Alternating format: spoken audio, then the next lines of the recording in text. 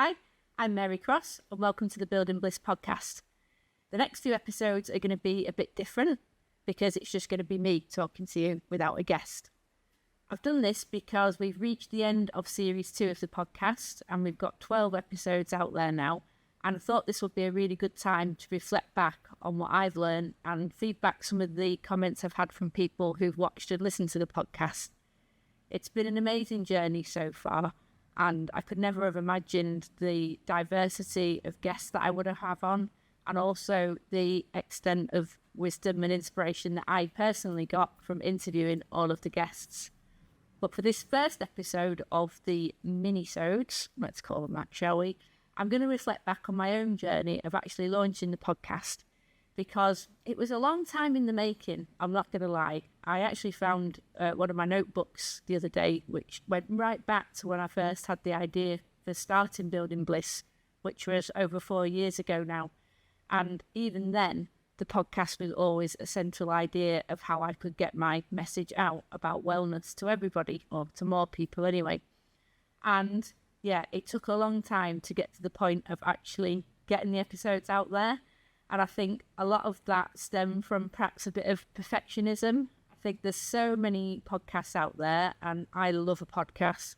If you've watched some of the episodes, you know I'm a big fan of Mel Robbins, Diary of a CEO, and I listen to a lot of other Buddhist podcasts, comedy podcasts, a whole range. And when you see the level of content that they're putting out and the quality of like the video and the sound and everything, it's very easy to get hung up on being perfect. But that perfectionism actually stops you doing it. So I guess that was my first lesson, is that at some point I just had to bite the bullet and do it. So the first 2 episodes initially recorded were actually last March, in March 2023, which I did on my own with a single camera and microphone. And it seemed like it was going to be a fairly effortless process at that point, once I'd got 2 recorded. But then I came to the editing stage, and I have to admit, that is not my bag at all. It just seemed really tedious, really faffy. And I guess because I hadn't got the skills to do it proficiently, I felt like it was taking too much time and I couldn't make it look how I wanted it to look. So that was a real barrier to actually getting the episodes out. So, funnily enough, I then came across Steve, who you might have seen in my Instagram stories from Steve HD. And we actually go way back. We both used to share a shared office, and Steve wasn't actually doing that kind of thing then. And he popped his head in when he saw the microphones in my old office and said, "Oh, what are you up to there?" And he said, "Oh, well, I edit podcasts now." I was like, "Okay, yeah," and kind of, just, took it on the chin at that point. And then suddenly, once I'd had a go at editing, I was like, right, I need help for this. And that's when I brought Steve on board. And that's when we had the idea of actually getting him to film the podcasts as well, which has been brilliant because we've had them professionally filmed with multiple cameras, so we can have both people talking. And then Steve has gone through the editing process with me.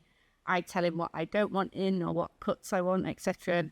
He does his magic with it and uploads it all for me, and it goes out. So another lesson there is sometimes there are things you can't do, and sometimes you're better needing asking for help if you can find the right help with someone who's actually really aligned with your values, because that's the big thing that me and Steve found, that we're really both very aligned in our values, and he is so enthusiastic about the podcast. That gives me a great source of inspiration to get his sort of immediate feedback when he's recorded them. And it's a real joy to find someone who's doing it for that reason and not just doing it as a job. So I thought I'd apply my 5 pillars to the podcast because that's the theme of the podcast, the bravery, laughter, inspiration, spark and success. So B for bravery is definitely a big one for the podcast, because you have got to be brave to actually press that publish button, because it's out there, isn't it? People are going to comment. There might be negative comments about how you look, how you sound, and it takes quite a lot of bravery to get to the point of pressing the publish button and then just saying, right, well, it's out there now. I can't do anything about it. But my insecurities are less important than getting out the message of the people that I've been interviewing, because all of the stuff they said needs to be heard by as many people as possible. So it's definitely a brave moment to press publish. And it's also quite brave to keep going, I think, because I think in this day and age, we expect instant gratification. And if you're not getting millions of views or subscribers, it could be easy to get disheartened. But it's steadily grown. We've got over 30 subscribers on the podcast now, and much more people viewing it. And for me, the actual number isn't important. It's more about the engagement and what effects it's had on people. And the messages I've had from people who've watched various episodes of the podcast are what inspires me to keep going, because it doesn't matter how many people are watching. If one person watches one bit of one episode and then that helps them make a change in their life, then the podcast has done its job for me. That's all I ever wanted from it. So, and that's been really reassuring to get those messages back. So if you are a regular watcher or listener or subscriber, I really appreciate you. And if you do have feedback, please comment, put it in the comments on YouTube, or send it me on Instagram so that I can share it with other people, because I really want to build a community around the podcast where we can all share what we've learned and uplift each other. You know, I love to say we all rise together. And I think we can all do that if we share the wisdom that we've taken from the people on the podcast. So I also have to say about the bravery of my guests at this point, because a lot of them have talked about deeply personal things. They've been extremely vulnerable and open in the things that they've shared. And that takes a lot of bravery, especially knowing that, again, that it's out there, that anyone can watch it, their friends, their colleagues, and strangers on the internet. So I am really grateful to all my guests who have shown such bravery in sharing their stories, because some of them, it's not been comfortable, and it's not been a comfortable listen for me, but it's been important to get those stories out there. So the L for laughter, well, we've definitely had a lot of laughs on the podcast. And I think that's been the joy of how it's evolved. Obviously, when I started the podcast and I had my questions and the structure, I guess I didn't really know how it was going to unfold until I started doing the interviews. But what's been really apparent is that the bravery moment, whether it be adversity or some big life-changing decision, actually then is quite a serious thing, and it's quite deep, but it very quickly gives way to the laughter element, which then sort of is much more light-hearted and really shows that balance that we need in life between what's serious and applying laughter and humour to the situations. So we've had some cracking jokes and some pretty corny ones. In fact, they've all been pretty corny, I have to say. They're all quite dad joke-ish, which I love. I love a dad joke. And it's been really interesting to hear how important laughter is being to everybody who's been on the podcast in getting through those difficult moments. Obviously, we've had a lot of comedians on, but other people as well have all said how being able to laugh in some of their darkest moments is really what's kept them going, and if they've been in a bit of a pit, help them climb out of it. So I'm really pleased to hear how much laughter is important to people, and I think it adds a nice degree of shade to the podcast overall. Inspiration then.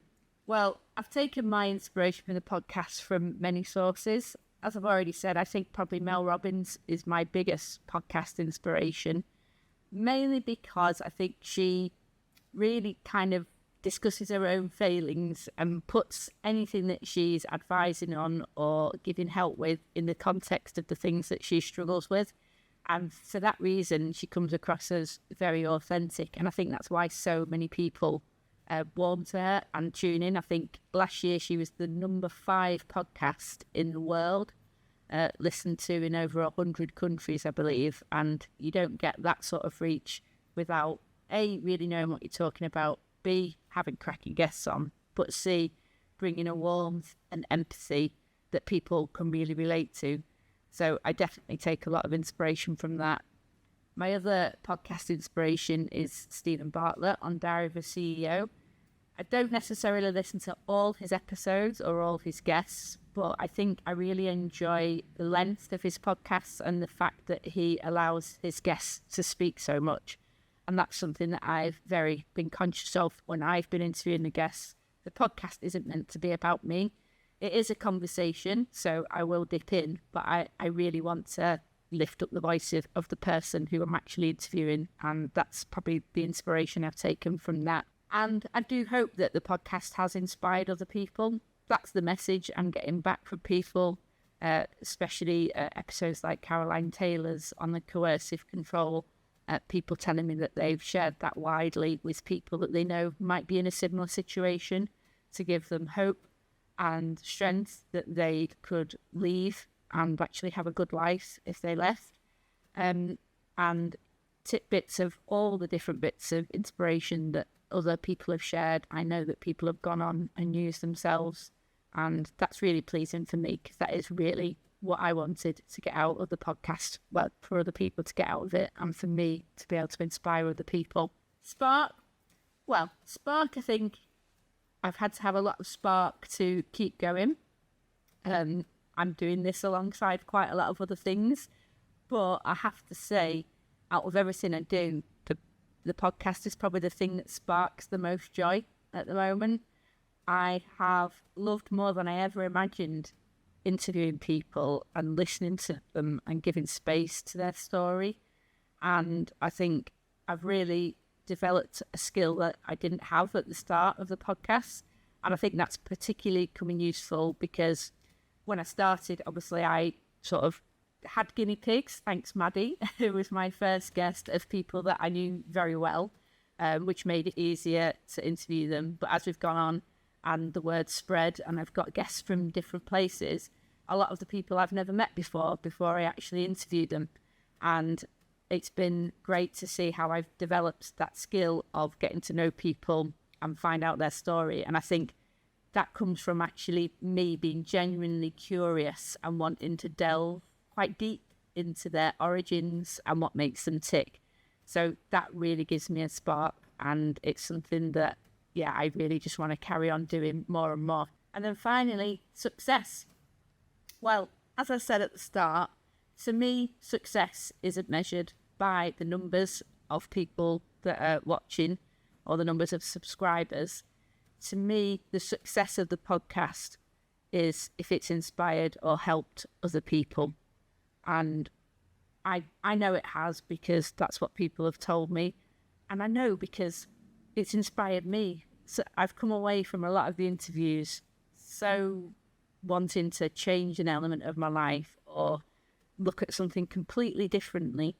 When I think of interviewing Aisha Gavin with The Interpreter and about her life as a deaf person, we sometimes don't realise what other people are facing in their lives and how different their lives are. And we kind of just take a lot of things for granted. So I think things like that show me that the podcast has got the power to make people think. And if it does that, then I deem that a success. So that's a wrap up of my podcast journey so far. In the next few minisodes, I'm going to be delving actually back into some of the specific episodes, pulling out those bits of wisdom, those little gems that I just think they just need to be highlighted again. So thanks again for watching, subscribing, listening and sharing if you've done that. It really means a lot to me, and I hope that the podcast can go from strength to strength as we continue with the next series.